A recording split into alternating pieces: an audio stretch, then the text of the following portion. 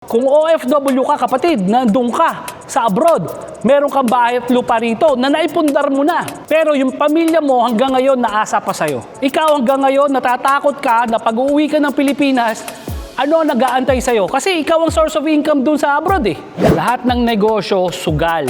Pero meron tayong tinatawag na calculated risk. Kung nagpaplano ka magnegosyo, kailangan maintindihan mo kung ano yung calculated risk at paano to ginagawa. Gandang araw po, ako po si CRP ng Jim Dipo. So magandang topic po ito. Regardless to kung ano pa man yung gusto mong pasuking negosyo, maganda na alam mo na lahat ng negosyo pwedeng malugi, pwedeng kumita. Walang negosyo na makakapag-garantiya sa'yo na kikita ka. Ang negosyo, depende yan sa mga taong nagpapatakbo at paano to pinapatakbo. So panoorin nyo po itong video na to para at least ma-realize nyo na kahit anong negosyo, yung papasukin nyo, pwede kang malugi at pwede ka rin kumita. So papaano? Importante kasi na makonsider natin yung tinatawag na calculated risk. Okay, so ito, magandang example to kasi ito base mismo doon sa naranasan ko. So, itong mga napapanood nyo naman sa video, kagaya na sabi ko, hindi ko ito napanood sa sine, hindi ko nabasa sa libro, pero lahat po ito ay actual na naranasan ko. So, it's up to you kung paano mo i-absorb yung mga knowledge na natututunan mo dito. So, let's say, kagaya ko, meron na akong bahay at lupa na nabayaran sa bangko. So, kung napapanood nyo yung mga previous videos ko, so, meron ako, itong bahay na to na makikita nyo sa video, inutang ko to sa bangko. So, after 5 years, nabayaran ko to dahil nagtayo ako ng gym doon sa bahay ko na yon. So, yung gym business ko na yon, yun yung nagbayad nung utang ko sa bangko. Eh, ngayon, bayad na siya, di ba? So, ito ngayon yung gagawin natin. Gagawin ko at sana may matutunan kayo.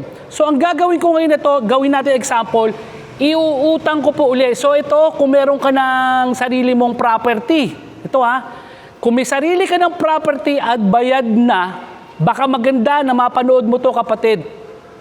So ako, bayad na tong property na to, iuutang natin uli para makakuha tayo ng isa pang negosyo. Okay, so sa example na to, yung property na nakita nyo, let's say na inutang ko sa 3 million lang, 3 million. So sa 3 million na yon, ano yung gagawin natin?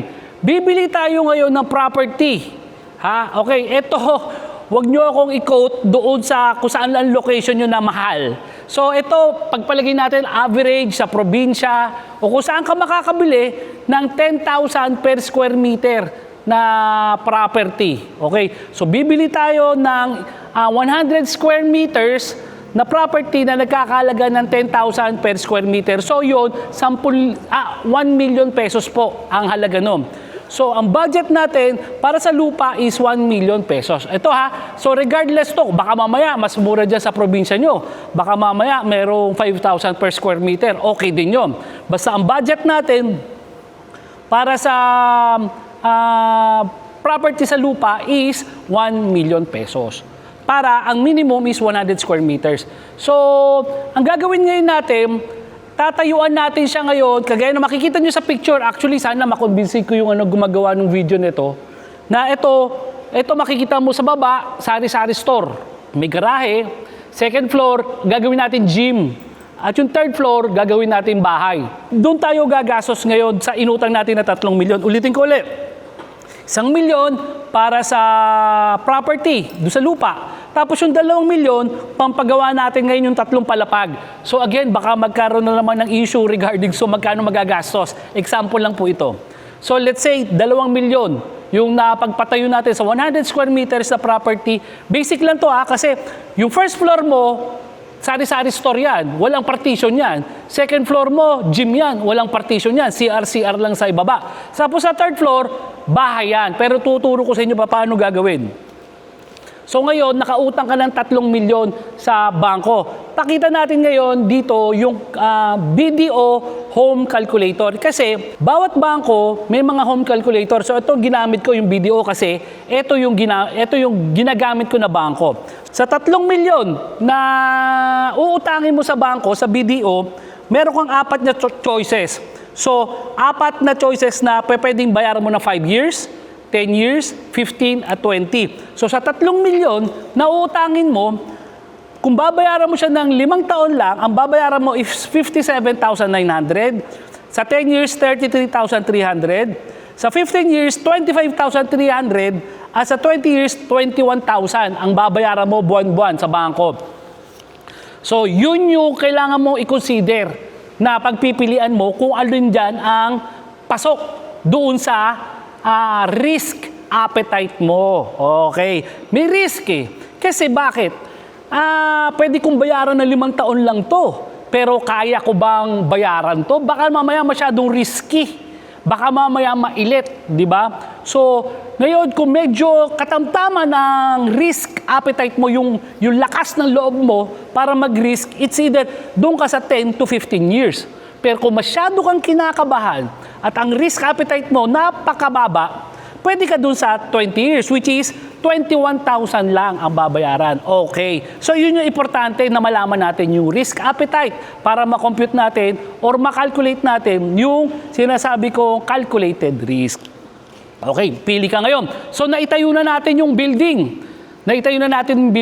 Ito, base again sa personal experience ko. So, doon sa baba, makikita nyo, ang nilagay natin is sari-sari store, second floor gym, third floor bahay. Okay.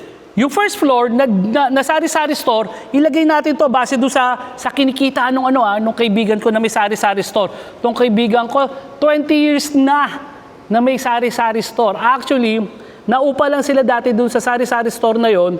Ngayon, nabili na nila yon.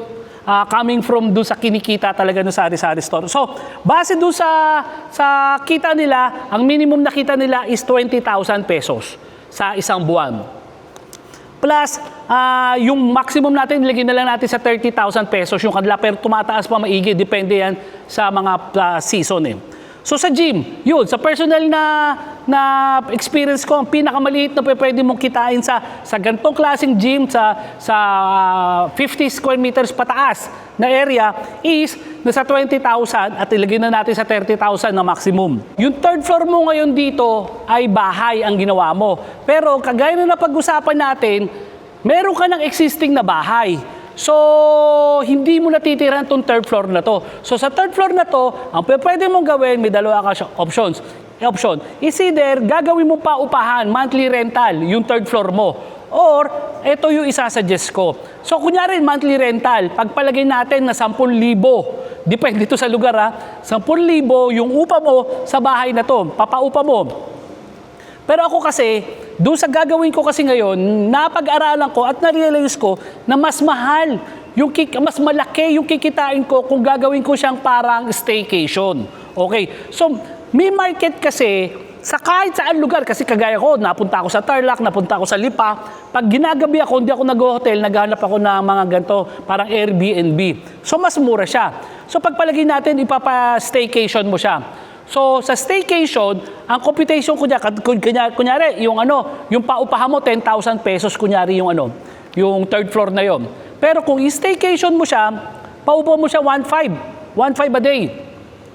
Pagka ako, doon sa experience ko, para mag-compute ako ng magkano ang pwede kong kitain or yung target ko sa staycation, times 10 ko lang. Hindi times 30, no? So, times 10, nung 1,500 is 15,000 pesos. So, ito yung minimum na dapat na kinikita nung staycation ko sa taas. So, mas malaki to kesa doon sa 10,000 na target kong monthly rental. Pero minimum lang yun. Ako, ang maximum ko dyan, times 15 naman. Times 15. So, kung itatimes ko 15 yung 1,500, 22,500 pesos lalabas yun.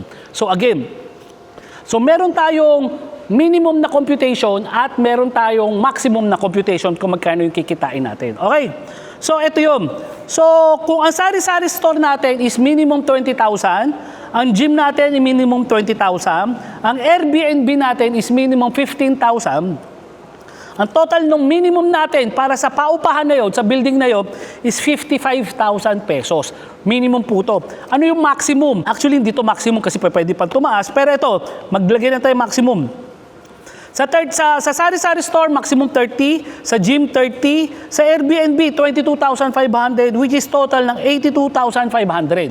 So, base doon sa computation natin, ang lalabas, 55,000 ang kikitain nung property na yon at maximum ng 82,500. Okay, balik tayo ngayon dun sa doon sa utang. Ipakita uli natin sa screen yung video calculator natin. So again, makikita mo may 5, 10, 15, 20 na years to pay. So kung makikita mo, kahit alin na kunin mo dito, pasok pa rin doon sa minimum natin. Halos, yung 5 years kasi mag-aabono ka lang ng konti 2,000 para mabayaran mo kung ang basehan natin ay laging minimum.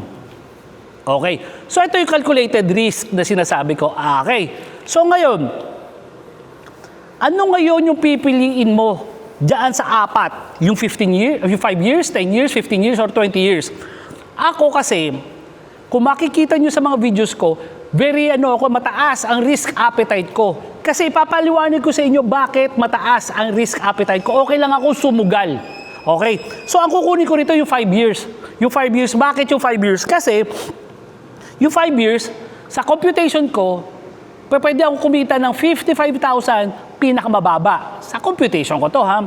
Pero again, pwede ko pong pataasin to eh. Pwede pa itong umabot ng 82,000. So ngayon, worst case scenario, mag-aabono ako ng 2,000 rito, buwan-buwan. Para sa 5 taon.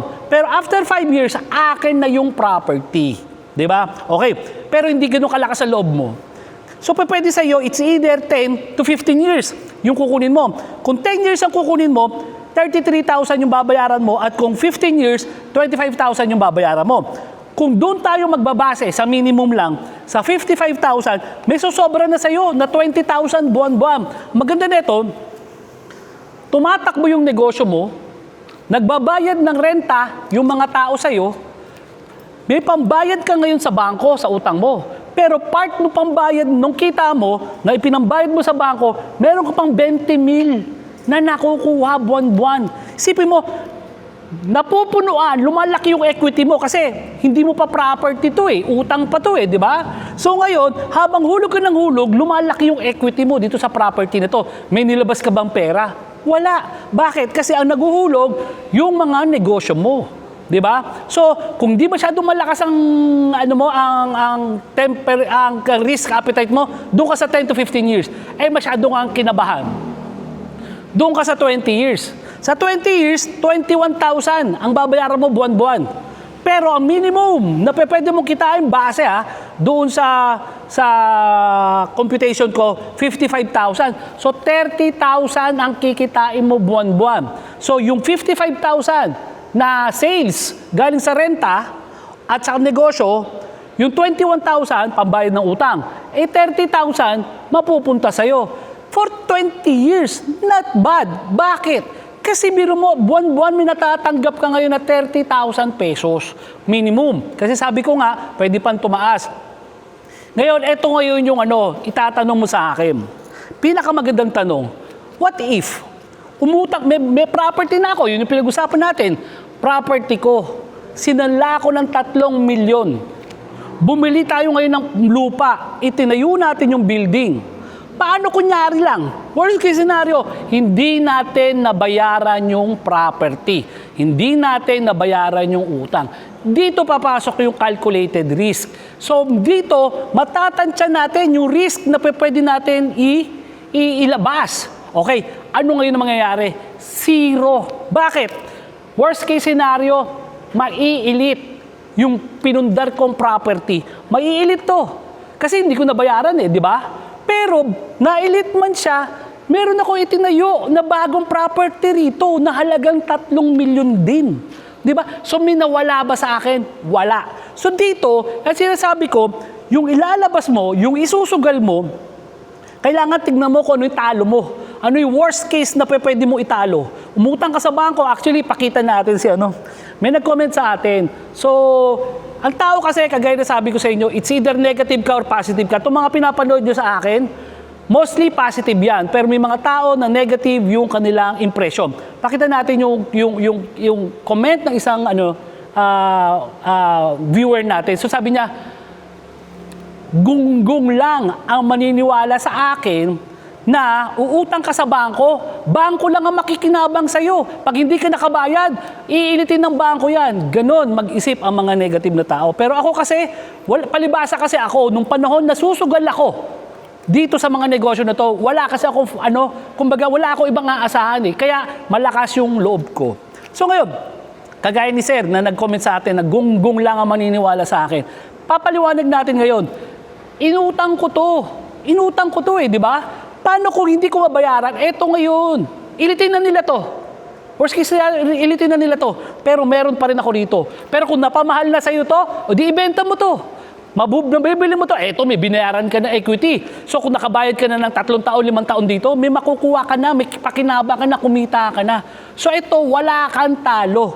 Yun yung sinasabi kong calculated risk, di ba? So again, itong example natin na to, ginawa natin to nang meron ka ng existing na property na isasanla. Kagaya ko, meron na akong existing na property na isasanla. So malakas ang loob ko ngayon na isanla ulit itong property na to kasi bibili uli ako ng property.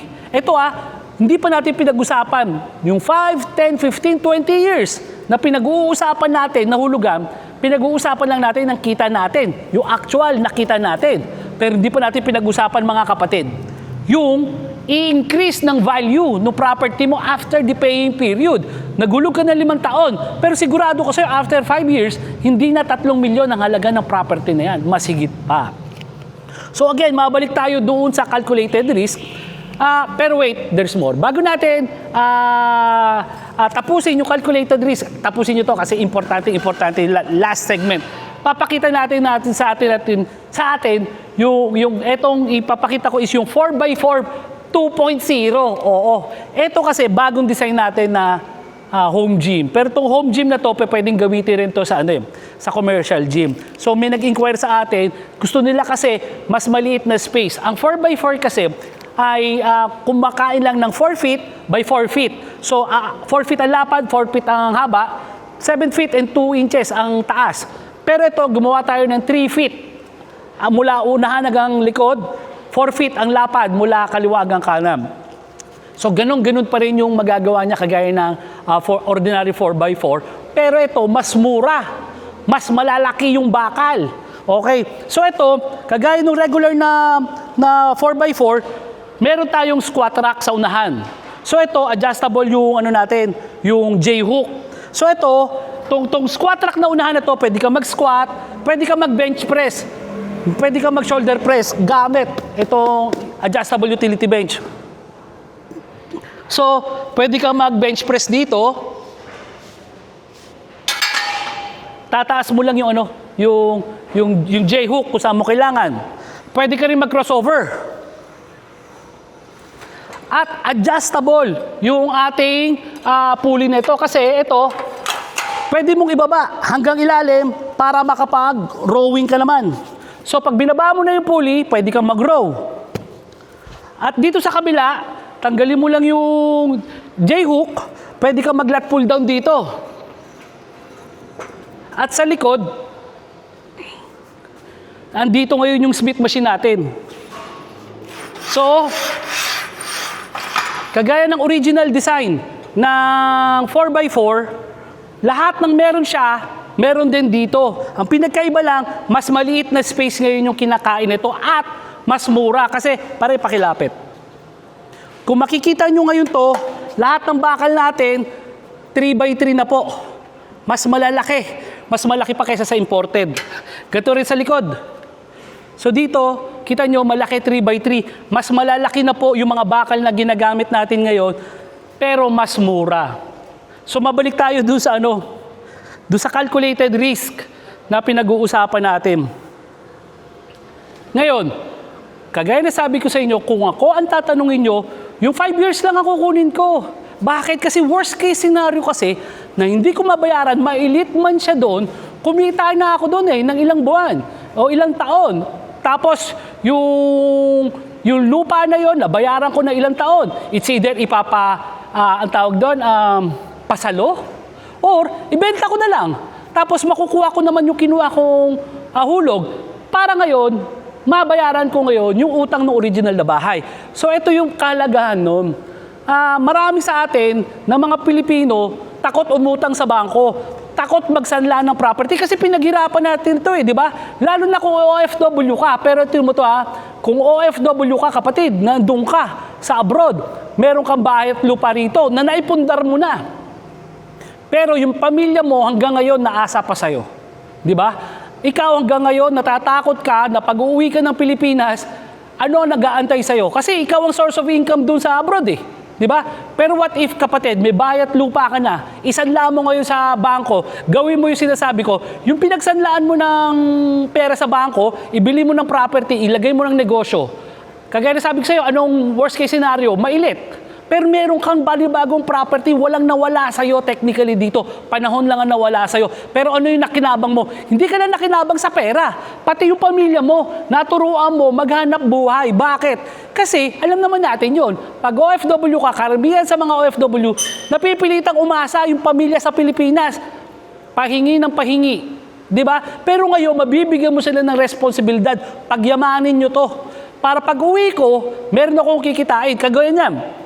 OFW ka. Gusto mo, pag-uwi mo 5 years from now, 10 years from now, 15 years from now, pag-uwi mo, magre-retiro ka. Yun ang gawin mong retirement income, kapatid. Di ba? Okay, kung nasa abroad ka at gusto mo, in 5 years time, magre-retiro ka, isanlaan mo yung property, 5 years to pay.